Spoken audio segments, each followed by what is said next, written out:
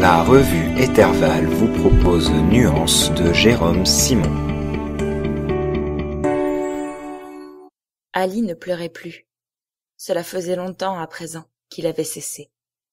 Il ne fallait pas y voir un signe de détachement ou d'indifférence, loin de là. Lors de ces moments où il contemplait les paysages éteints et gris gisant autour de lui, son cœur continuait de se serrer.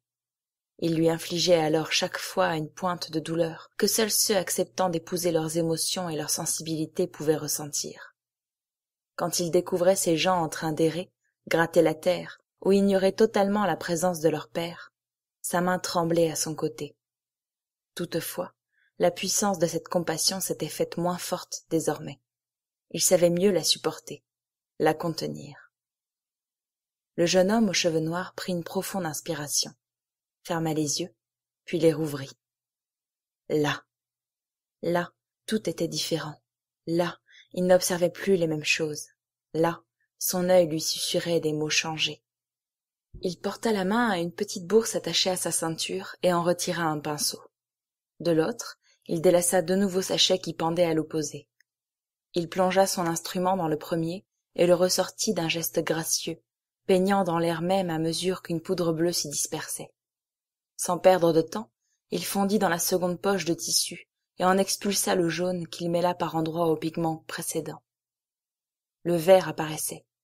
Perfectionniste, il mélangea un peu plus jusqu'à obtenir la teinte désirée. Satisfait, il fit exécuter un tour à son pinceau autour de son doigt, suffisant pour le débarrasser totalement du reste de couleur qui s'y accrochait encore, afin qu'il redevînt vierge de toute matière. Il le plongea ensuite dans cet émeraude éthéré, l'air totalement habité, semblant presque danser. Il s'agenouilla au-dessus de ce sol au gris clair, dont lui seul pouvait distinguer la multitude de brins d'herbe au chromatisme éteint qui s'y hérissaient. Il y peignit son verre. La flore, qui paraissait morte, reprit vie à mesure qu'elle était inondée de cette couleur qui lui correspondait. Les tiges semblèrent se relever, retrouver de leur vigueur.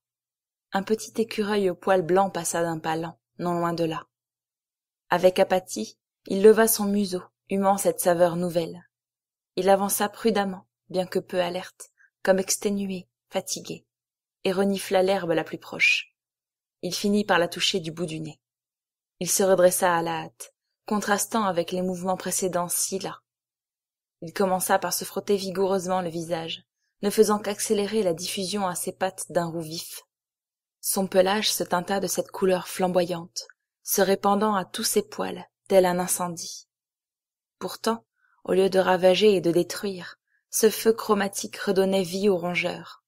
Celui-ci bondit au milieu de cette étendue céladon, à ce point désireux de s'y baigner, et la traversa jusqu'à rejoindre un arbre non loin.